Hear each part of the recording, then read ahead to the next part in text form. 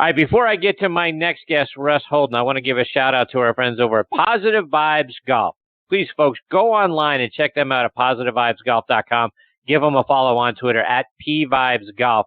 Their head covers and putter covers are a very unique way to keep your mind focused on positive thoughts. When you're out on the golf course, it's a great training aid because it gets you refocused to remember what you're doing out there anyway, right? Which is having fun, being outdoors, being with your friends or family, right?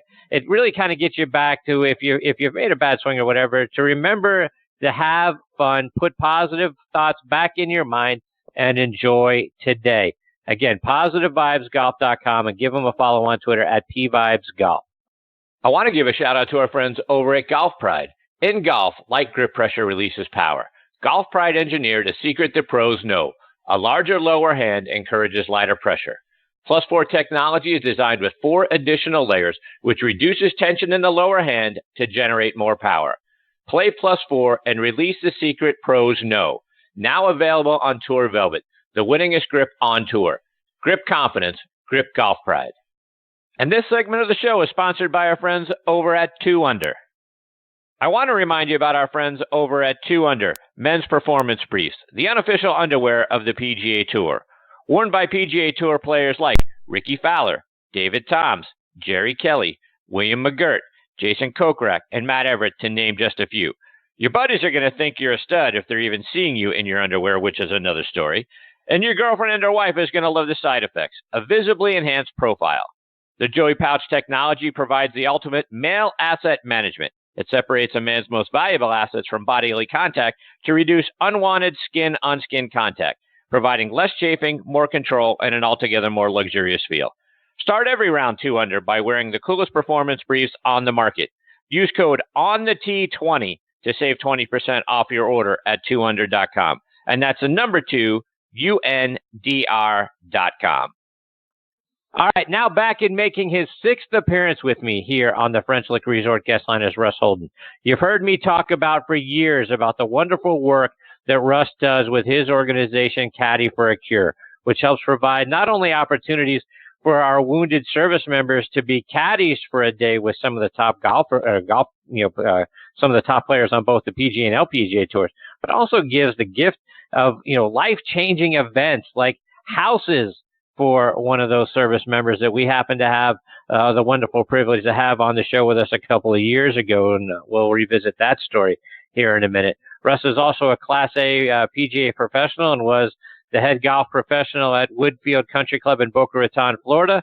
He was there when he met Bernhard Longer and became his caddy from time to time from 1991 to 2006.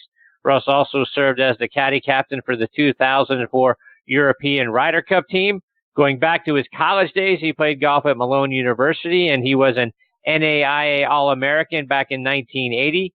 He was named All-Mid-Ohio Conference in 80 and 81. He was the Mid-Ohio Conference MVP in 1981, and he was inducted into the Malone University Hall of Fame in 1994. He's a wonderful friend of the show, and very excited he is back with me again tonight here on Next on the Tee. Hey, Russ, how are you, my friend? Hey, good evening, Chris. It's wonderful to be with you again. I did not realize this was our 6th time. How time flies, and always great to be with you. Thank you. I appreciate you, Russ. So before we get started talking about all the really great things that you're doing with Caddy for a Cure, I want to start by, your daughter is a heck of a junior player. What a great swing she has. How are things going with Kayla? Things are going fantastic. As you may know, she's committed to play golf for the University of Tennessee, Go Vols, and she'll be starting up there next year, 2020. She's got one more year to go here as her senior year commences in just a couple of weeks. But it's been a fun journey watching her, both as a golf professional and her coach, and as her dad. A few gray hairs here and there as her dad, but it's all part of the process and all been good, and it's been great to watch her grow into a really excellent player. I'll tell you what, it's don't tell anybody, but it's any day now that it's going to be really tough for me to continue to keep beating her. She's getting real close to being able to beat old dad right now. That's got to be tough for you, right? I mean, your coach and dad. Right? I imagine it's got to be awfully tough for you when you're watching her out on the golf course, and I know you caddy for her from time to time and that sort of thing, but I'm guessing you're, just like any dad, you're living and dying with every shot. How do you separate the emotion of dad from coach? I haven't figured that one out yet. If you have a good answer for me, I'd be open for suggestions. It's always about her, and her attitude is so good. She tries really hard, and she's been a real trooper to work on all the things. She's a lover of the golf swing. She likes the game. She loves the golf swing. She likes studying the golf swing, and that's all she does is watch golf swing after golf swing, and she's really pretty sharp. She's actually a heck of a teacher in her own right. I love it when she has a look at me and offers suggestions to me, but when she's out there on the golf course, I know she's trying her hardest, and that's all you can do is just root for her. And then we've had work there, both from her, going to some professionals in that industry, as well as for me as a dad to know when the right time is to, do a debrief after a round is over, and that's been a learning experience for me to be able to be the coach and want to sit down and do a debrief, do a factual Blue Angel style debrief on what happened, and then there's dad, and it's a little girl who's got a soft heart, and being able to address those things in time. So that's been a learning process for us, and we're actually doing quite well with it now. So Russ, switching gears a little bit, and it's been a little while since I got to have you on the show. Catch us up. What's been going on with you and Caddy for a Cure so far this year? We're having a great year, and we got our biggest time of the year is actually coming up with the playoffs coming up. We got the Northern Trust next week. We've got John Rahm, Tommy Fleetwood, Paul Casey, possibly one other, and then the week after we've got quite a lineup. We've got Brooks Koepka, Ricky Fowler, Justin Thomas, and Jordan Spieth all going to participate with us. We've got several wounded service members that are going to be out there with us and escorting some of our civilians who've made very plentiful donations to the multiple charities that we support. And hey, it's the playoffs, so we're looking forward to it. To have the number one player in the world participating with us again is just great. And Jordan Spieth and his wonderful team to be able to step up. And Ricky Fowler is one of our biggest fans and supporters. He's been just fantastic to us. And, I think it's really a testimony to how patriotic and how appreciative the PGA Tour and the PGA Tour players are to military-type initiatives like us. And, we've been doing this now for 16 years, and it just never ceases to amaze me how these men and women will give up their day and bring someone inside the ropes like Chris and treat you to a really good time. Really looking forward to the next couple of weeks. And Russ, for a listener who is not familiar yet with what Caddy for a Cure does, talk about the experience that you provide to our wounded service veterans, and then for the person that actually goes online and bids for the opportunity to be Caddy for a day. Well, just to back up just a little bit, Chris, on how this all really came about, as you mentioned earlier, I was serving as the head professional at Woodfield Country Club here in Boca Raton, and one of the residents there happens to be a World Golf Hall of Fame member and two-time Masters champion Bernhard Langer, and we met and became good friends back in the mid-'80s. That continues on even till today, and he asked me to come out and caddy for him as a fill-in basis back in the early 90s, and I loved it. I was like as you mentioned, I had a fairly successful amateur career, and I thought I could play for a living, and I decided I'd like to eat on a regular basis, and it wasn't going to allow me to do that for playing for 3 years, so I wisely went into being a club pro. But while I was serving at Woodfield Country Club, I was touched by a rare bone marrow disorder called Fanconi anemia. One of my assistants had 2 children that were like family to us that were suffering from this lethal disease, and we wanted to do something about it. I didn't really have an idea of what I was going to do, but when I started caddying for Bernhard, like I said, I was a kid in a candy store. I was having the greatest time, of my golf life, being able to rub shoulders with Seve Ballesteros and Greg Norman and Jack Nicklaus and all the great players of that day. And we had an idea in 2001 when Bernhard asked me to come caddy full-time to, gosh, what would happen if Chris Mascaro would want to come inside the ropes and be able to caddy for a day. And we went and laid out a business plan for the tour, and they gave us a short leash and a thumbs up that first year, and it was a huge success. We had guys like Bernhard and Tom Lehman and Paul Azinger and Fred Couples and a bunch of big names, kind of wrapped their arms around us and said, we like what you're doing, and we're going to help you out here a little bit, and got us off to a real good kickstart. And here we are 16 years later offering the experience for any of your listeners to be able to come inside the ropes and caddy for a day with one of the world's greatest players. We support many charities. We're aligned with Birdies for the Brave, which is a military outreach of the PGA Tour started by Phil and Amy Mickelson back in 2005. We also help out the host site charity, so a little mini United Way, if you will, in a way, to help local charities at each tour stop that we go to, as well as the Fanconi Anemia Research Fund, among various other charities of the Player's Choice and some other ones. But it's really cool. You get to go inside the ropes. We treat you to a inside the tour look at the world of golf, and you get to be a partner for the day with one of the world's greatest players. And then, as you mentioned, we added the military initiative in 2007, and now for 12 years have been offering gratis that opportunity for the wounded service member to come and escort you. We take care of everything for them. We take care of their trip, fly them in, put them up, and really treat them to golf at its absolute highest levels. And our impetus is that if the service member already plays golf and they get introduced to it at the highest levels, hopefully it spurns them on to play even more. And if we get a service member that doesn't play golf or is new to the game, hopefully introducing them again to the highest levels of golf will spur them on to play a little bit more golf. And we found that it's been immensely successful. It's a golf fantasy, really, for them. And really, it's just the beginning of our relationship with them. We've had hundreds and hundreds of wounded service members come through our program now. And the caddy experience is really just the beginning.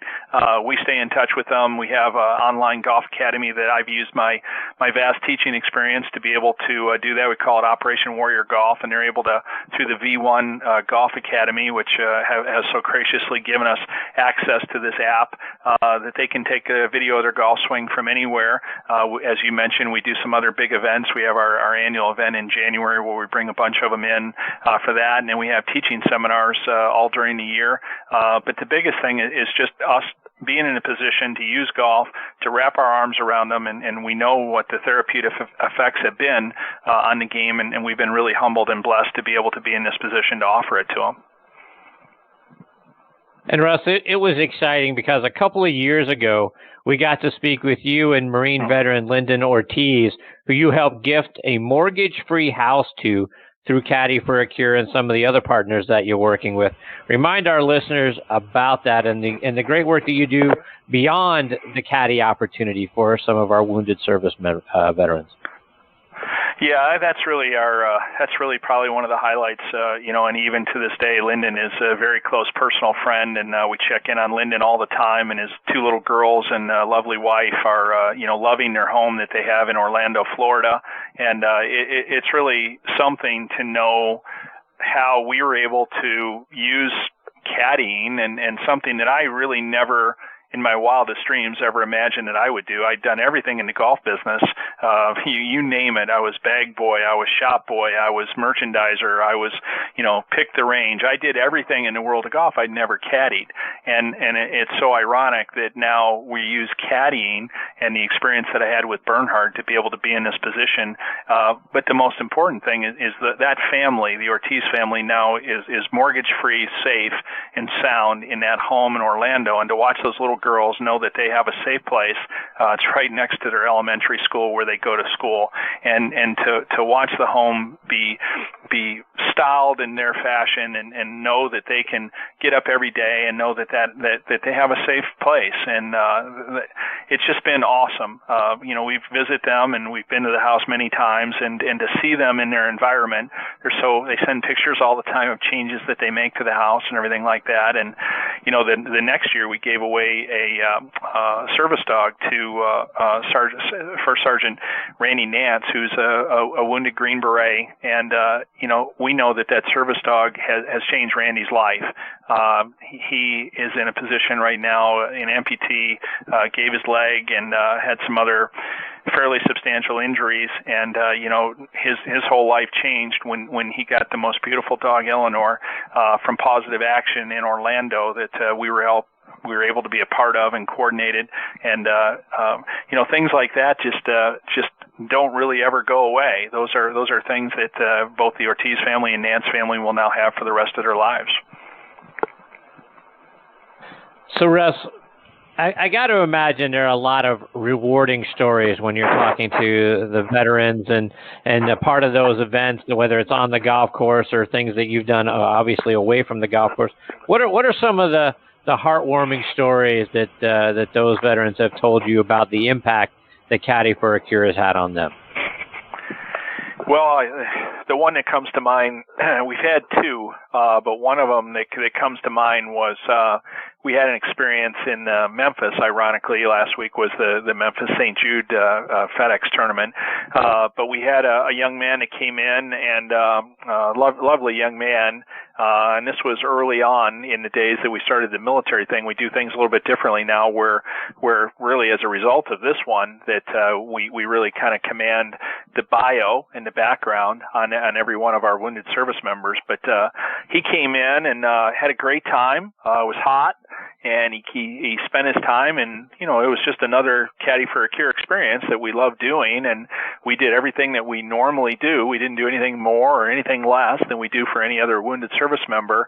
But he stayed with me, and in the middle of the night, I had to get up and make a pit stop, and I was fumbling around in the hotel room, and out of the blue, the voice came up and said, "Go ahead, turn the light on, if you need to get in there." And it scared the daylights out of me, and I asked him, I said, "What are you doing?" And he said, "Oh, I'm just laying here." I said, "Well, why aren't you sleeping?" He said, "Well, I don't sleep." He said, "It's part of my problem with my PTS and my TBI, my traumatic brain injury, that my brain really doesn't ever shut down, and I just don't like taking the sleeping pills, so I won't sleep for 3, 4, 5 days at a time." And Wow. It just stunned me. It just absolutely stunned me. So I knew there was some pretty serious stuff going on, but he was so nice and so wonderful that I really didn't think anything of it. And we had Lee Westwood was our tour player, and he's just a delightful guy. And Billy Foster was on the bag, and they treated him to a great time. And we had our civilian, and it's time to say goodbye. And he was local, and I didn't know this until I learned it after the fact. But Lee thought so much of him that this was in the old days when the Memphis tournament was right before the U.S. Open. He invited the service member back and cleaned out his locker, gave everything, because the major championship was the next week. He was going to get a whole new wardrobe and everything, and he said, "Bring your truck." And he basically filled him up with sweaters and hats and shirts and golf bags and balls and gloves and everything that he had with him. He basically gave it to the young man. And the chilling part of the whole thing was that this was, when he came to do it, he had basically made up his mind that this was the last thing that he was going to do. He was having a real hard time with life. He wanted to check out, and he was going to do this, and he had made plans to take his life on the way home. As a matter of fact, he was just going to, he had said goodbye to his family. He's got a wife and some lovely children, and it was so touched by how the people in the world of golf and on the PGA Tour, the players, the caddies, the volunteers, the people with Caddy for a Cure, the civilian, that he was so overwhelmed that he had never seen anything like this in his life, that how people could be so embracing to him, and it changed his life. And obviously he went back on Sunday and brought his wife back with him, and it saved his life. He later told us that the suicide was what he had on his mind, and it was really chilling to me to know that we had been handed that baton, not knowing that the baton was in our hand, and that this was what we'd been able to do. So we know that golf is therapeutic. We know that golf works. We know that golf is great. All of our listeners who are golfers, all will say a hearty amen to that there's really not much to it. Whether you play great or you don't play so well, being out on green grass, chasing a little white golf ball around with blue skies and all the intricacies that golf offers, it really is special, and it really does make a big difference in some of these men and women who raise their right hand for us to be able to have the freedoms and liberties that we enjoy today. Wow. What an amazing story. I mean, you talked about, a chilling story, but boy, that has got to be one of the greatest things that anyone could say to you about what impact you're having on their lives. You literally saved a man's life, and gave him hope and a reason to live, more reason to live on top of, obviously his wife and his children, but that restored his hope. How does that make you feel? Yeah, I'm stunned by it. This happened quite a while ago, many years ago, and we're still very close to the young man and his family. And he went on to play a lot of golf, and actually has some real big things that he's doing now in his life. And we're just thrilled with that. And we had another situation that wasn't quite as stark, but it was the same net result. And the staggering statistic that's out there, that's I think it's 20 to 22 service members a day take their own life, and that's just an incredible tragedy that is happening in our country right now. That these are true heroes that again raise their right hand for us to be able to sit here and to allow that to happen. Is mind-boggling. I don't know of anybody that I've ever spoken to that isn't just absolutely stunned by that statistic, and we need to do more. And as a PGA member now, a life member of the PGA of America, the work that PGA Hope is doing, getting veterans into the game, organizations like Caddy for a Cure, and there's so many great military initiatives out there that do so much. But we're especially fond of anything that can get somebody out playing golf, because it allows them to put away whatever it is that's bothering them, the nightmares and the emotional trauma and the flashbacks. And we've seen it firsthand. We see it every week that when they get out there, it's not permanent, but hey, it's something that I've seen it through the lens of the camera that when I'm taking pictures, and I've seen it in the smiles, when we're having dinner and we're meeting the best players in the world, and we're on the range or we're in the equipment trailer, that all is forgotten for that period of time that they're there. And hopefully that'll, like I said, it'll spur them on to get more involved in the game and hopefully be a respite for them. Russ, I want to switch gears just for a moment, and I want to talk a little bit about Bernhard Langer, because I got to get your insights, because the guy just continues to dominate on the Champions Tour. I mean, he's a few weeks shy of his 62nd birthday, yet he keeps, you think maybe this is going to be the year he slows down, and then he wins early in the season, and he goes out and shoots 66 on Sunday and wins his 4th Senior Open championship. The guy's absolutely incredible. How does he keep doing it? I think he's the ultimate competitor. I mean, if you really took a hard look at his life, he grew up in a small town called Anhausen, just about an hour west outside of Augsburg, in Germany. And here's a guy that's riding a bike 6 miles through the woods and through the forest to get to a 9-hole course to caddy to make 10 cents. To have him come from that background and that environment, my daughter, as you mentioned, playing junior golf with everything that these juniors have available to them today, with TrackMans and great golf courses and equipment and conditions and everything that they get to enjoy. You look at a guy like Bernhard, diminutive in size, and to come all the way where he's come, it's really got to be one of the greatest stories in the history of sport. I'm not sure there's been too many success stories that are like this, but he's got the ultimate competitor's heart.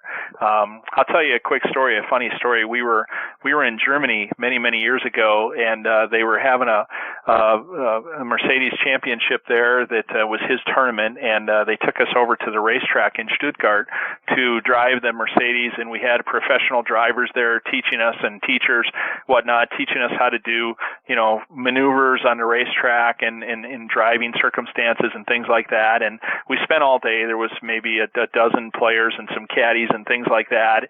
And at the end, we got all done, and there was 4 or 5, 6 tests that you had to do, and it was, had a little competition. So we all got to do it, and they timed you, and they did everything, and lo and behold, Bernhard won. And they give him this gold tire. It was a big tire and was all wrapped with gold foil and everything. It had a ribbon around it and everything. And kind of a cool little deal for winning the thing. And, I didn't really think much of it and said, wow, that's really something. Bernhard, he's quite a competitor. And he took the tire and, we put it in the car and we went and played, and we went back to his house after the tournament. And as we were unpacking everything, he asked me if I'd take the tire and put it downstairs down in the basement of his house. So I went down there and I turned the light on, and there was about 12 or 13 other gold tires down there. And I said, you son of a gun, no wonder you won the test over there. It's about the 13th tire that he'd won. He'd been doing all those things every year. That was pretty interesting. But, it's kind of a lighthearted story as to what a competitor he is, whether you're playing him at ping pong, whether you're out on a football field playing a little soccer, no matter what it is, he is the ultimate competitor. And I tell people all the time, you wouldn't want to get in a fist fight with that guy. He will figure out a way how to beat you. And he is the ultimate competitor. I don't see him slowing down, Chris. People ask me all the time. I think Bernhard's got another 2, 3, 4, 5 years in him. It wouldn't shock me at all if he was winning when he's 66, 67 years old. Wow. And Russ, when you were on the bag for him, did he have expectations for you as a caddy? What did he want from you as his caddy?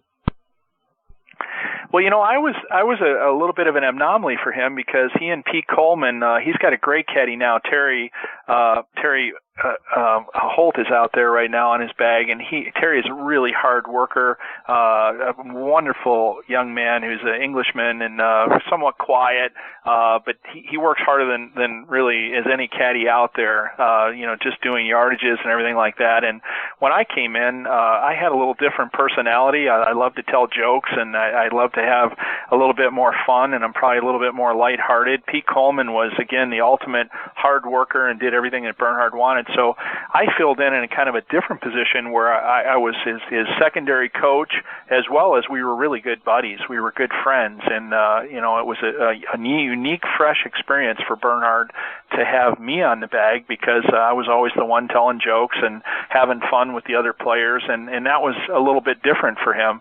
But he's an incredibly demanding guy. I think I saw a stat the other day where just 0.4 of a shot per day would be the difference between almost $1.5 million on last year's tour stats. If someone could increase their percentage. So Bernhard used to look on the fact of how could he save a quarter to a half a shot a day. What could we do at the beginning of the week? What could we learn that nobody else learned about a fairway and the way a green, somewhere, something out there that we could learn how to play a hole just that much better than everybody else, or by laying up or by just knowing where you could miss it and where you couldn't miss it. Bernhard's out there looking for a quarter shot a day, and I think one of the reasons that he does as well as he does right now, while all of them are competitors out there and they all want to win, I think Bernhard goes the extra mile and then some and does just more work. And along with Terry right now, they work really, really, really hard. I think they outwork pretty much everybody else out there. Russ, before I let you go, for our wounded veterans that are out there listening to the show tonight and could really benefit from what you're doing, their families also listening in, how can they get in touch with you and be a part of what you're doing for Caddy for a Cure? Oh, it's great. That's awesome. Well, first of all, thank you all for your service. We really, really sincerely do appreciate it. And we have a great site, caddyforacure.com, and we spell it with a Y, CADDYFOR caddy4acure.com. Just go there and you can learn all about the charities that we support. You can see a bunch of testimonies from people that we've had through the 16 years of our existence, and there's a contact form in there. Simply fill it out, tell me a little bit about yourself, and I'll reach back out to you, and we'll start the process to be able to find a place and a player in a week that would work for everybody, and we'll look forward to trying to get you on the bag somewhere and get you into the Caddy for a Cure family, as we like to say. And Russ, how can our listeners follow you and Caddy for a Cure, not only on your website, but over social media as well? Yeah, we're on Facebook, the CFAC fan page, and then we're on Twitter, obviously, Caddy for a Cure, at Caddy for a Cure, Instagram, at Caddy for a Cure, and we post some inspirational things and information about all the events that we have coming up. We try to stay on top of that, and we love having our fans reach out to us and talk to us, but we rather than blab and talk all about it, which, as you can see, I can do quite well, those Facebook pages that go into the other social media platforms really tell a great story. Some of the pictures that we've been able to acquire and accomplish through the years really say it all. One picture really does say 1,000 words, and we're just really humbled and honored to be able to be in this position, to be able to have offered it, and the PGA Tour has just been so supportive of what we do over the years, and just our hats are off and just completely grateful for their support over the last 16 years. Well, Russ, I can't thank you enough for taking time out of your night and being very generous with that time tonight. I always love getting to spend time with you. You're so inspirational, and the great things that you guys continue to do there at Caddy for a Cure is just absolutely unbelievable for the impact you've had and continue to have on our wounded service members. And boy, that story was just absolutely, as you said, chilling to hear, but also very gratifying to hear, to think of the wonderful impact that you're having on people's lives. So thank you for coming on and sharing those stories again tonight. It is 100% our pleasure. Anytime we get the chance to tell the story about Fanconi anemia and the wounded service members and the brave men and women that do so much for us, it's our complete honor. I'll do it anytime, night or day. And Chris, always a pleasure to be with you. You're doing a great job on this show. I listen to it all the time, and I can't wait for the next show when I'm not on it, so I'll listen to the whole thing. So thank you. Thank you, Russ. I appreciate that very much, and look forward to having you back on the show again soon.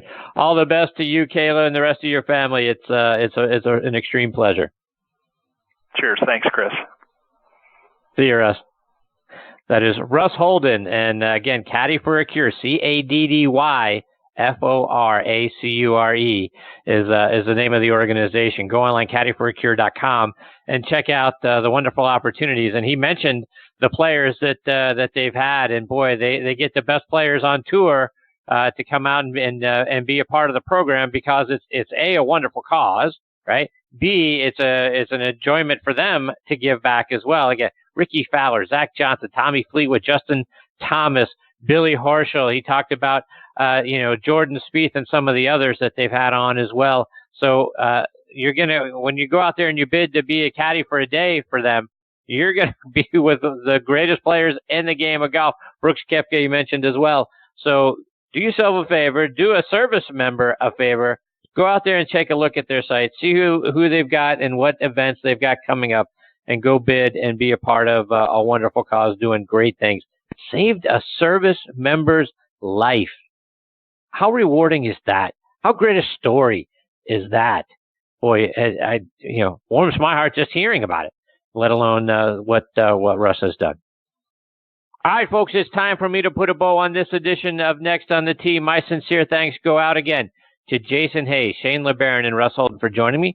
Please check out our website, nextonthetee.net. Keep track of who our guest schedule is and when they'll be joining me. Please also check out the show. We're available on so many podcasting sites and great partners like Podbean, Spotify, iHeartRadio, Audio Boom, Player.fm, a wonderful newer site, LaunchpadDM.com, also supporting us. And please go out on, if you can, go to that site, hit the subscribe button for us. We'd really appreciate that very much. Please give me your thoughts. Check us out on our Facebook page, Next on the Tee with Chris Mascaro. You can, share a comment. If you got a question for one of our future guests or someone who's already been on the show, we'll be glad to get that question answered for you. Again, you can check out our complete guest schedule by going on our website, nextonthetee.net. Folks, I can't thank you enough for continuing to make us a part of your golfing content. Until next week, hit 'em straight, my friends. You've been listening to Next on the Tee with Chris Mascaro, where PGA and LPGA pros and top instructors and media members go to tell their stories. Join us the same time every Tuesday